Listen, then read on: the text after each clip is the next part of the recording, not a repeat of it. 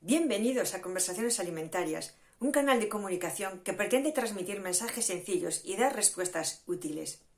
Trataremos temas que rodean a los alimentos: producción, transformación, compra inteligente de los mismos, mitos y verdades, etiquetado, publicidad y también gestión de empresa alimentaria. ¿Y a quién va dirigido? Pues a todos vosotros, a los consumidores, tanto si profesionalmente estáis en la cadena alimentaria como si no. En Conversaciones Alimentarias tenemos la suerte de contar con una gran periodista y experta en comunicación, Beatriz García Cibreiro.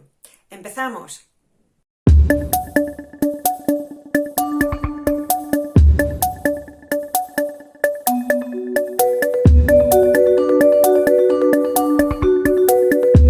Bienvenidos a nuestro cuarto programa de Conversaciones Alimentarias de esta ya cuarta temporada. Buenos días, Esther. Hola, ¿qué tal, Beatriz? Nos comentarás, ¿no? Hoy nos volverás a abrir este mundo del sector de la alimentación, pues para que sigamos aprendiendo mucho más, ¿verdad? Lo vamos a intentar. Vamos a intentar. ¿Y con qué lo vamos a intentar en esta ocasión, en este programa? Pues vamos a hablar de las auditorías sanitarias en establecimientos alimentarios. Casi nada.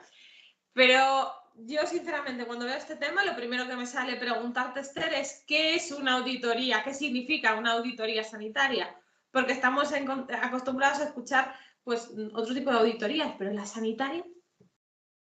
Sí, es cierto, la auditoría de cuentas estamos más familiarizados con ellas, pero las sanitarias, aunque se padecen mucho, porque hay muchos establecimientos donde se manipulan alimentos, pues es una auditoría no es más que una actividad sistemática, independiente y documentada que tiene por objetivo recoger evidencias para determinar si un sistema de seguridad alimentaria, el que sea, es efectivo. Es sistemática porque se evalúa todo el sistema y aparte los auditores se nos entrena para hacer auditorías de una forma correcta. Es independiente porque la persona que hace la auditoría tiene que ser independiente de la organización o del área que va a ser auditado, y está documentado porque al final se emite un informe con las desviaciones o conformidades que puedan haber resultado. Vale, entonces, ¿todas las auditorías sanitarias son iguales? ¿O hay diferencias? O sea, hay distintos tipos. ¿O en función del tipo de empresa? ¿O Vale. Una auditoría, como decíamos, es una evaluación del desempeño de una empresa, de cómo tiene su sistema de seguridad alimentaria? ¿Vale? Hay distintos tipos según el criterio que escojamos. Por ejemplo, si nos fijamos en el resultado que se obtiene al final de esa auditoría, podemos hablar de auditorías de certificación que buscan pues, obtener un certificado de una norma de gestión o poder utilizar un sello. Y luego tenemos las auditorías internas, que también son auditorías de verificación, pero que se hacen de forma interna, la empresa, pero no obtienes nada. El símil que podemos hacer sería cuando, en una práctica habitual, cuando llevamos el coche al taller antes de ir a la ITV. ¿Vale? Cuando vamos al taller nos están haciendo una auditoría interna y cuando vamos a la ITV nos están haciendo una auditoría de certificación y luego nos dan esa pegatina que ponemos en el parabrisas del coche. Perfecto, perfecto. Entonces, ¿para qué sirven las auditorías sanitarias? Déjame terminar con la anterior, porque te había dicho que si el criterio es obtener algo, pero el otro criterio puede ser qué las origina. ¿Vale? Entonces, a partir de ahí tenemos auditorías oficiales de sanidad, que son las que todos conocemos cuando van los inspectores de sanidad a ver si estamos actuando conforme a la normativa sanitaria. Luego podemos tener las auditorías de certificación, que les mencionamos antes, pero estas normalmente vienen suscitadas porque el cliente se las está pidiendo a esa empresa, bien para que cumpla sus propios pliegos de certificación o para que cumplan con los requisitos de una norma o de un sello que ese cliente le exige a la empresa. Luego también tenemos las auditorías de proveedor, que estas son muy conocidas cuando hablamos de una empresa que quiere ser proveedora de un cliente de distribución. O sea, va a producir lo que conocemos como los productos de distribución o conocidos como los de marca blanca. Entonces se le hace auditorías de proveedor, que si las pasa ese proveedor, pasaría a ser un proveedor homologado para esa empresa de distribución. Y luego también tenemos las auditorías sanitarias de exportación, porque dependiendo del producto que quieras exportar y del país de destino, puedes necesitar que te hagan una auditoría que verifique que cumples todos los requisitos sanitarios del país de destino. O sea, Dentro de la auditoría hay varios tipos y distintos objetivos. claro, hay muchas variables. Claro, es que te iba a decir para qué sirven, pero bueno, ya nos lo estás respondiendo un poco ya en esta... Claro, ¿para qué sirven las auditorías? Porque yo decía, yo como empresa, ¿qué tengo que tener en cuenta, ¿no? A la hora de hacer una auditoría sanitaria? ¿Para qué me sirve? Sí, te sirve a una empresa para conocer el grado de conformidad que tiene frente a un pliego o una norma al que quiere aspirar, por ejemplo. Pero también, desde el punto de vista práctico, le puede servir como una ventaja competitiva. Por ejemplo, en los sistemas de gestión de seguridad alimentaria, conocidos como la BRCGS o la IFS, la Food Safety 22000, ¿vale?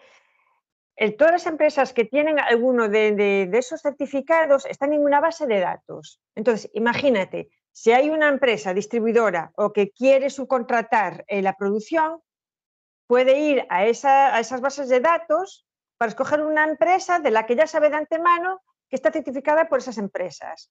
O sea, en este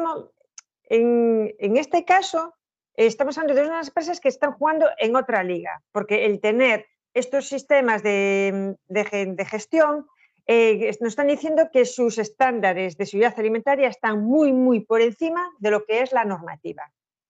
Mira, Una ventaja competitiva. qué importante saber todo esto, ¿eh? Y tener pues ese conocimiento, bueno, en el caso mío, y como muchos supongo que será externo, ¿no? De que no sabemos un poco... Y como empresa, ¿qué tengo que tener? Es lo que te preguntaba antes, ¿qué tengo que tener en cuenta, ¿no? A la hora de una auditoría sanitaria. Vale, lo primero que hay que tener en cuenta es que va a haber un trabajo previo de implantación, que eso va a suponer un esfuerzo económico, un esfuerzo de tener que cambiar las cosas y un esfuerzo para el personal. Eso lo primero. Luego es importante determinar muy bien el alcance al que quieres hacer una auditoría, porque ese alcance va a aparecer en el informe. Es decir, por ejemplo, si yo tengo una empresa en la que una zona hago conservas de pescado y en otra lo que tengo son manipulación para vender marisco vivo, ¿vale? Y me entra un cliente que solo está interesado en las conservas de pescado y me está exigiendo que esté certificado en una norma, yo puedo decidir como empresario hacer una certificación con el alcance solo de la parte de conservas de pescado. Y luego, por otro lado, también sería interesante interesarse por cómo son las renovaciones, por un tema de coste, el tema de las auditorías no anunciadas, para que tengamos conciencia de que hay que hacerlo bien todos los días, y el tema también de los plazos que tenemos para solventar las no conformidades. No vaya a ser que después de una auditoría entre un cierre de fábrica o prescindamos de la persona que puede cerrar correctamente esas no conformidades. Conformidades. Y una pregunta, ¿son obligatorias absolutamente para todas las empresas del sector alimentario? A ver, las oficiales sí, porque eso es por ley, tienen que ser inspeccionadas. El resto, a priori te voy a decir que no. Pero luego que has tomado una decisión, se vuelven obligatorias. Me explico. Si tú quieres exportar, entonces las auditorías sanitarias de exportación se vuelven obligatorias. Y si tú quieres vender a un cliente que te está exigiendo tener un sello o una determinada certificación, entonces eso ya se vuelve obligatorio. Claro. Y si yo, en este caso, no sé si hay algún tipo de perfil profesional, de perfil profesional o perfil de empresa que ayuda a estas empresas del sector de la alimentación a prepararse, ¿no? ante una auditoría sanitaria. Sí, de hecho es una práctica habitual que nos llamen para ayudarles o acompañarles en esa implantación o en ese cumplimiento de esos requisitos. Tú piensas que estas normas, como he dicho antes, tienen unos requisitos muy exigentes, con lo cual necesitan un conocimiento profundo de la legislación alimentaria, del análisis de riesgo y de los procesos alimentarios. Eso por un lado, pero es que también necesitan un conocimiento de cómo hacer la estructura documental para que tengamos los documentos bien organizados, dónde buscarlos y siempre con la versión actual en uso. Y luego, por otro lado, también hay empresas que hacen estas auditorías para estar tranquilos para cuando le venga sanidad. Dice, yo quiero auditarme de vez en cuando para que cuando venga sanidad yo sentir tranquilidad de que estoy haciendo las cosas bien. Correcto, o sea, que hay también muchas motivaciones. Y ya para ir cerrando este programa, ¿el pasar una auditoría garantiza que se están haciendo las cosas bien en esa empresa? Mira, te vas a poner punto final ahí con interés. A ver, ¿cuántas veces ocurre que las cosas que están en papel realmente no se están produciendo? Es la mítica frase que nos dice que el papel lo aguanta todo. No tenemos que dejar de perder de vista que una auditoría es una foto de lo que el auditor ha visto y escuchado en ese 1, 2, 3 días de auditoría que estuvo allí. Lo que pasa el resto del año no lo sabemos. Esto se entiende bien si podemos un símil que también es muy práctico. Todos los que conducimos, cuando nos entregan el carnet de conducir, se presupone que sabemos cómo conducir y que lo vamos a hacer bien siempre. La práctica es otra. Pues esto es lo mismo, con lo cual va a depender mucho de la concienciación. Vale, entonces es una herramienta que no es útil al 100%, es decir, que no garantiza que se sigan haciendo las cosas bien al 100%. ¿De qué manera, y ahora sí que ya acabamos con esto, de qué manera se puede hacer para que esto no sea así, ¿sabes? Para que esto realmente sí se lleve a cabo y tengamos la seguridad casi total de que no hay cabida a fallos. Pues mira, es muy fácil y es muy complicado a la vez. Es muy fácil si desde el principio implantas bien estos requisitos, es decir, consigues que en la empresa se impregne esta cultura alimentaria. ¿De acuerdo? Y si haces una implantación real y no solo una implantación de papeleo. Y es complicado porque hay que conseguir concienciar en cultura alimentaria a los mandos directivos, a los mandos intermedios y a todos los trabajadores. Ya. Tiene ese doble vertiente. Bueno, nos quedamos entonces con esta parte de que sí se puede y se debería, ¿no? Apostar por cuanto mayor seguridad, a priori mejores resultados. Ganamos todos, los consumidores y la empresa.